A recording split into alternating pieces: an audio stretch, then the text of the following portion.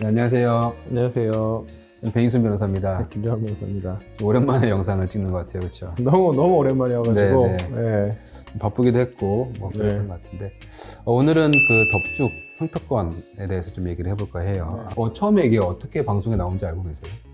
뭐 백종원 씨가 하는 프로그램에 네. 나왔던 걸로 그쵸. 대충 알고 있긴 해요. 네. 2020년 작년 7월 15일에 처음 방송이 됐었는데요.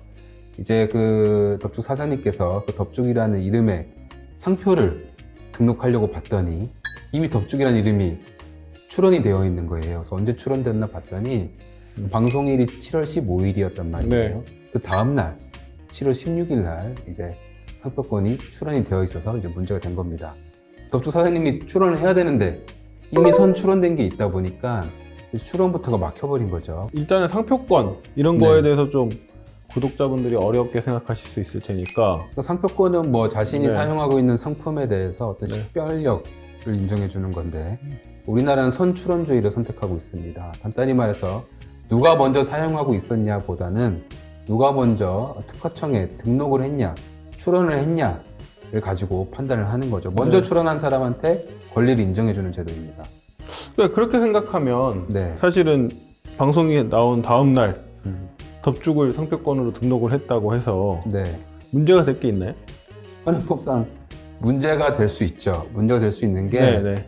일단은 특허 거절 사유가 있습니다. 네. 거절 사유가 있는데 거절 사유 같은 경우는 타인이 먼저 사용하고 또 소비자들에게 널리 인식되어 있는 네. 상표 같은 경우에는 먼저 출원을 했다고 하더라도 등록되지 않습니다.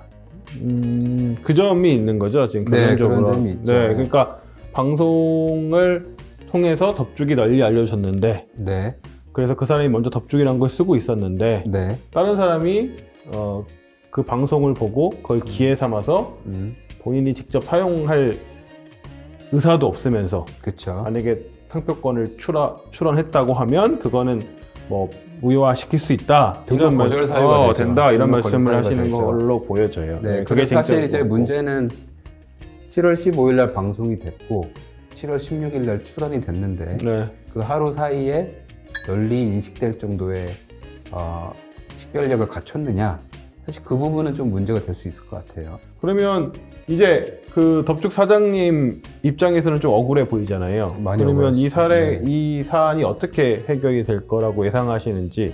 일단은 네. 지금 모방 상표가 등록이 된 건 아니고 출원 중에 있고 홈페이지 가서 보니까 현재 심사관이 배정되어서 등록 여부를 심사 중인 걸로 나와요. 그래서 덥죽 사장님께서는 자신의 상표가 사실은 널리 인식되어 있었기 때문에 이 모방 상표의 출원은 거절 사유가 있다는 것을 심사관에서 정보 제공을 할 필요가 있는 것 같아요. 뭐 방송됐던 날짜라든지 방송된 반응, 평소 시청률이 어떤지 이런 것들에 대해서는 충분히 정보 제공을 할 필요성이 있어 보이고 그게 충분히 소명이 된다면 저는 모방 상표가 거절될 가능성도 꽤 높다고 보고 있습니다.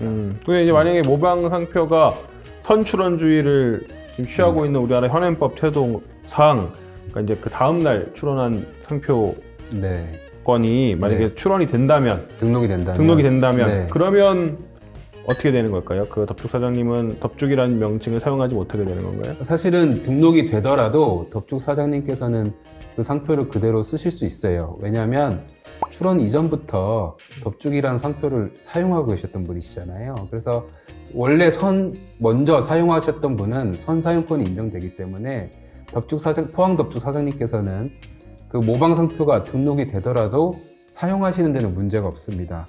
다만 이걸 소극적 권리라고 하는데요. 적극적으로 타인이 dob죽을 사용하는 걸 막을 수가 없다는 그런 문제점은 여전히 남아있게 되는 거죠. 그러니까 이제 이런 문제점이 단순히 dob죽에 한정된 게 아니고 사실은 저희가 뭐 특히나 이제 음식과 관련된 부분에 있어서는 네. 이런 게 많아요, 사실은. 많아요. 그러니까 뭐 제 주변에도 레시피, 그러니까 요식업을 하는 친구들이 많은데 사실은 뭐 프링클이든 뭐든 그거를 원 재료를 만약에 어떤 업체에 갖다 주면 그대로 복사할 수 있대요, 사실은. 그러니까 거기에 이름만 바꿔서 신제품을 낼 수 있기 때문에 사실은 어떤 경쟁사에서 신제품이 나와서 그게 히트를 치면 사실 유사 상품이 계속 나오게 되는 게 그런 원리 때문에 그렇거든요. 근데 이제 저는 개인적으로는 그래요. 그래도 오리지널이 영원하다.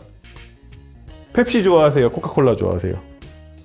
저는 815. 네, 참 안타까운 거는 지금 이제 선출원주의가 기본이고요. 이게 결과적으로 제 생각에는 그래요. 덕주 사장님께서 이 상표권을 사용하는데 문제는 되지 않을 것 같아요. 그리고 시간이 좀 지나면 교통정리가 좀 될 것 같긴 한데 사실 그 시간과 비용을 무시할 수가 없단 말이에요. 그렇기 때문에 많은 사람들이 이걸 좀 자영업자분들이 좀 아셨으면 좋겠다는 생각이 들고 사실 덕죽 사장님 같은 경우는 그래도 조금 사정이 나으신 편이에요. 왜냐하면 많은 사람들이 관심을 갖고 지금 지켜봐주고 있잖아요. 근데 그렇죠. 그것보다 관심을 못 받는 어떤 자영업자분들은 아무것도 모른 채 자신의 상표를 빼앗기는 그런 일들이 지금 많이 벌어지고 있단 말이에요. 그래서 그런 것들을 방지하기 위해서는 먼저 빨리 출원하는 게 가장 중요하다 이런 생각이 좀 들기도 합니다. 네, 네, 오늘 여기까지 마치도록 하겠습니다. 감사합니다.